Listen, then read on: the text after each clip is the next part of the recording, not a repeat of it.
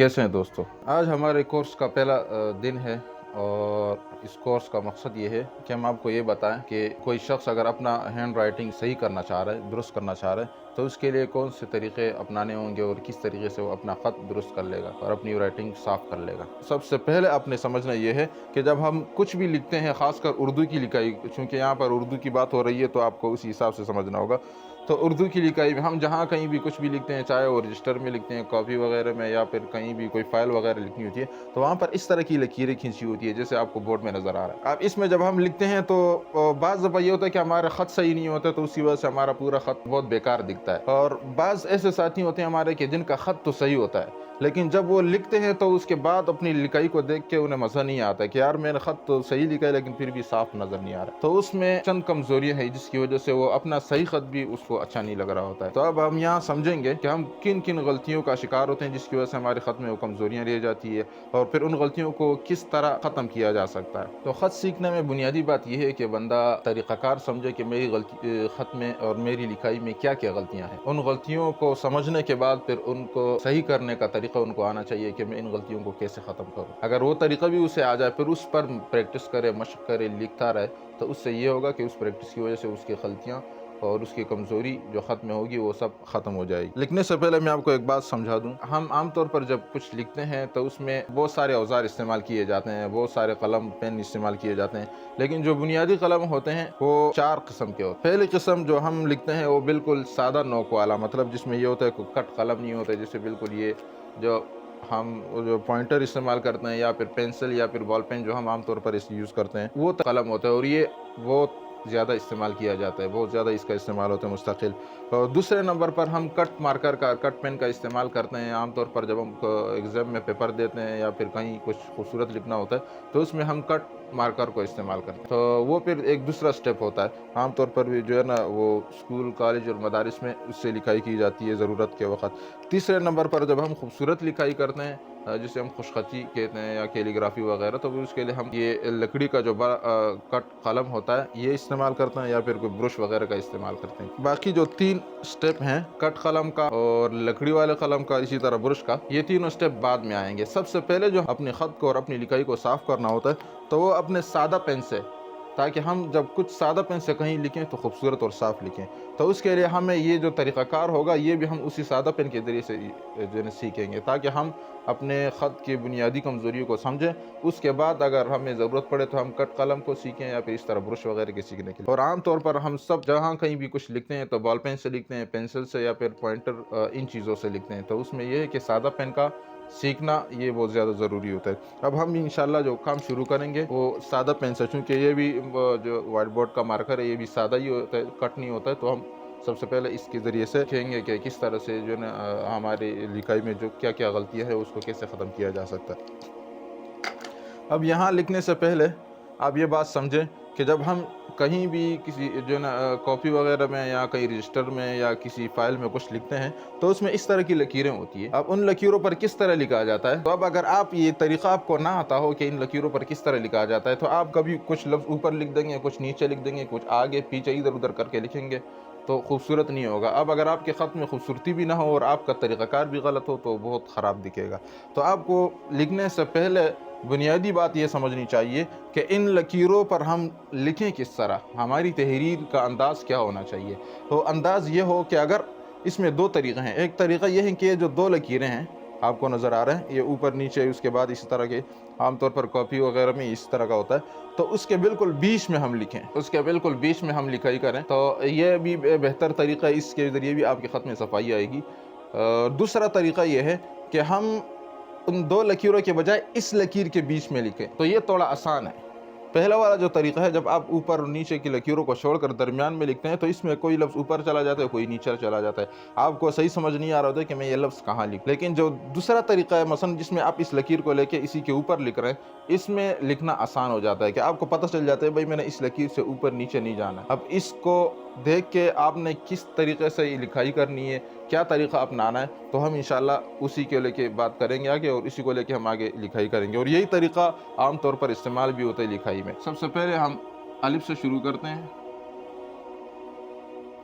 लकीर के ऊपर आएगा, इसी तरह मद इसी के ऊपर आएगा यूं, उसके बाद बा, जो बा में चूँकि दो किस्में हैं, एक लंबी बा है जो उसको हम खींच कर जो है स्टाइल बना के लिखते हैं, और एक आमतौर पर एक छोटी जो बा वगैरह होती है, बा ता वगैरह।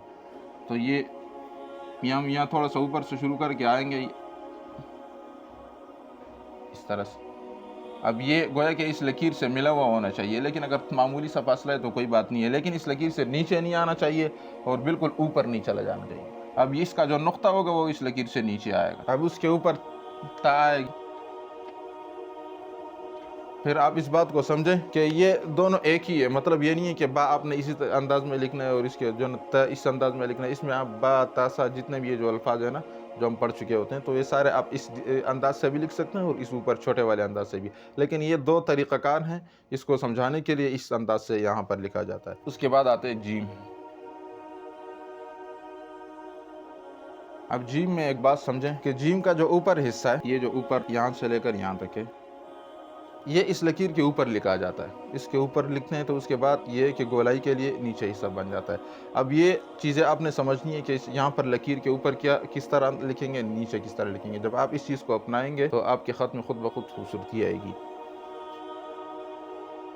दाल है, ये भी इस लकीर के साथ ऊपर लिखने का मकसद बिल्कुल ऊपर नहीं, मतलब आपने इसी के ऊपर लिखना। इसको ये दो रे है, एक बड़ी रे हम इसे कहते हैं, वो जगह पर इस्तेमाल होता है इसका, लेकिन आम तो इस्तेमाल तो इस ऊपर बड़े वाले का होता है, लेकिन ये छोटी बड़ी रे हम इसको कहते हैं, इसका इस्तेमाल भी होता है, वो हम आपको आगे आगे समझाएंगे। इसके बाद आता है सीन। सीन का जो पहला दंदाना है वो छोटा है, दूसरा बड़ा है। अब हमने यहाँ तक लिखा इसको। अब इसके बाद इसकी गोलाई जीम की तरह इस लकीर से नीचे आएगी।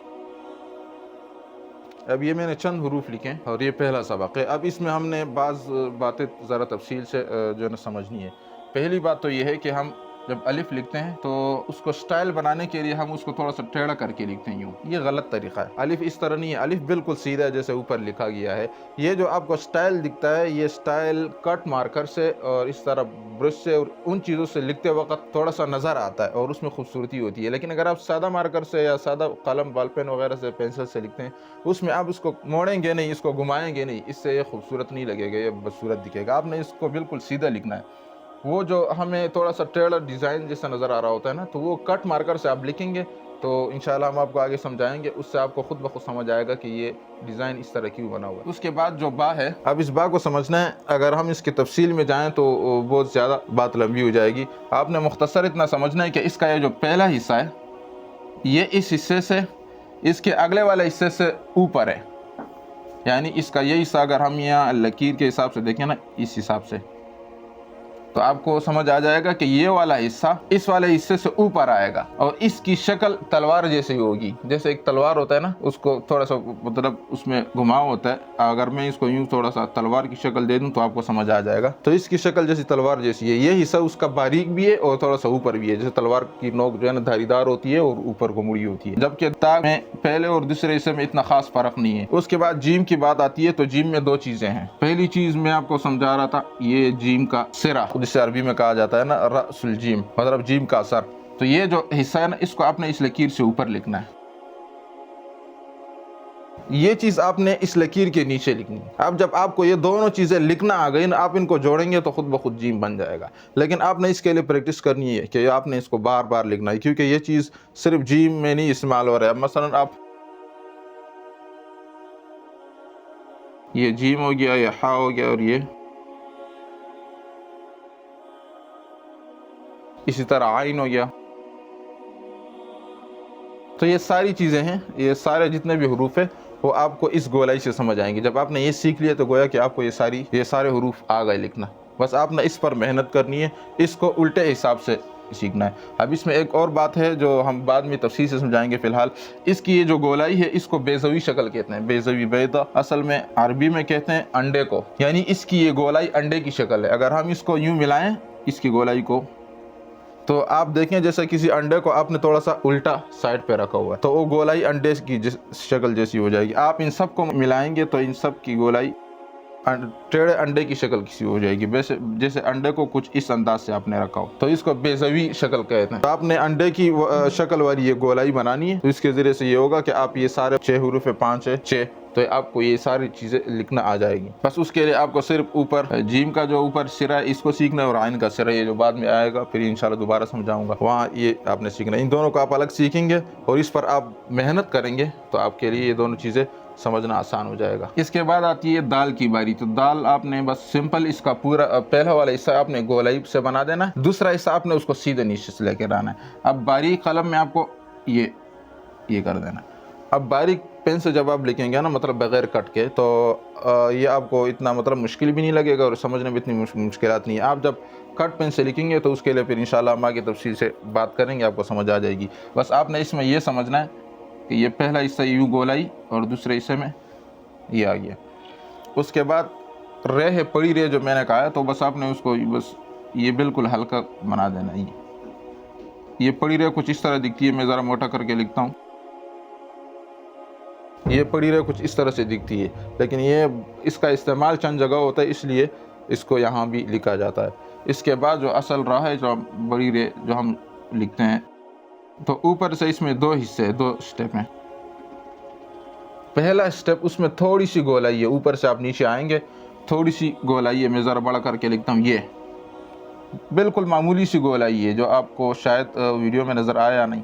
उसके बाद दूसरा स्टेप यूँ है सीधा। जब आप सादा कलम से लिखेंगे तो आपको ये तरीका अपनाना पड़ेगा और इसी अंदाज से आपकी रे जो है ना ये सही आएगी। उसके बाद सीन की बारी आती है। तो सीन पहला हिस्सा, सीन का जो सिरा है, रस सीन, इसको जो है ना रस कहा जाता है। तो ये तीन की तरह होता है आमतौर पर। जो उर्दू की लिखाई में हम तीन लिखते हैं ना, एक तो अंग्रेजी में लिखते हैं, एक उर्दू में। अब इसमें यह है कि इसमें जो पहला हिस्सा है ये छोटा है, आप इसकी देखें तो ये थोड़ा सा छोटा है, जबकि दूसरा हिस्सा इसका बड़ा है।